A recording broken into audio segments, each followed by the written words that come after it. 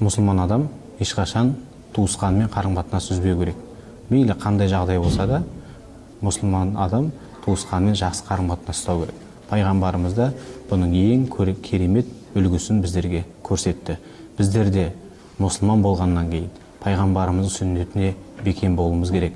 Ал пайғамбар қашанда бізге жақсы амал жасауды, жақсылыққа шақыруды, жамандықтан тыюды әмір еткен. Дүниедегі ең жақсылықтың бірі ол қарым-қатынас, ағайындармен қарым-қатынасты әрқашанда жақсарту. Олар сізден қатынас үзеді, сіз олардан қатынас үзбеуіңіз керек. Дін осы нәрсені бізге үйретеді. Мейлі олар намаз оқи ма, оқымай ма, сізге қандай қарым-қатынас жасаса да, біз олармен қарым-қатынас үзбеуіміз керек.